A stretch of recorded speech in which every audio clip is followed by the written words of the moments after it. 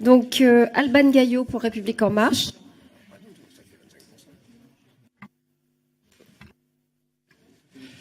Ma question s'adresse à la ministre du Travail, Madame Pénicaud. Depuis le début de la mandature, nous avons engagé une profonde transformation de notre modèle économique et social. Cette transformation, vous l'avez rappelé, a un objectif, construire une société qui permette à chacun et chacune de vivre décemment de son travail et de choisir librement sa vie professionnelle. À chacun et chacune, j'insiste.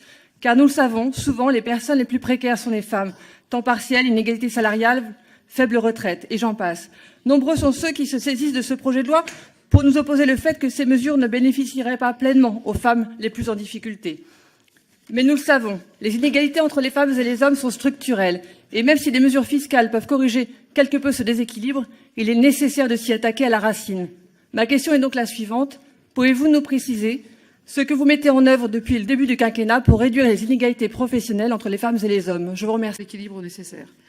En ce qui concerne l'égalité entre les femmes et les hommes, vous avez posé la question à juste titre, car il faut le remettre dans ce contexte. Et dans ce contexte, je voudrais rappeler que vous avez voté le 5 août dernier, non, le 1er août dernier, la loi a été promulguée le 5 septembre dernier, la loi pour la liberté de choisir son avenir professionnel, qui entre en application dès le 1er janvier 2019 sur l'égalité professionnelle entre les femmes et les hommes, et qui est extrêmement vigoureuse sur ce sujet, puisque pour la première fois depuis 46 ans qu'à travail égal, les femmes devraient être payées salaire égal, et que ça n'est pas le cas, puisqu'il y a encore 9% d'écart à travail égal, et 25% sur la carrière, compte tenu des problèmes de retour de congé de maternité, des carrières hachées et d'une certaine de préjudice, je dirais, moral ou psychologique, qui fait que les augmentations sont moindres. Cette loi qui prévoit des modalités très vigoureuses, puisqu'on va passer à l'obligation de résultat. Et là, donc, potentiellement, ça veut dire que les 9% d'écart, d'ici 3 ans, on doit les avoir supprimés et avoir augmenté très significativement, puisqu'on va le mesurer, les chances d'avoir les mêmes promotions ou les mêmes augmentations. Donc on joue à la fois sur la photographie, c'est je veux dire, à l'instant T, à travail égal, salaire égal, mais aussi sur la perspective de carrière.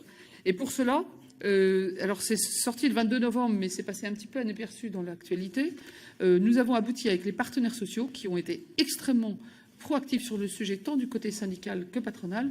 Nous avons abouti à un genre de consensus sur la manière dont nous allons mesurer l'indicateur qui va servir de référence, puisque l'obligation de résultat sera bien par rapport à une mesure qui sera la même dans toutes les entreprises. Donc il fallait trouver un instrument de mesure qui fonctionne.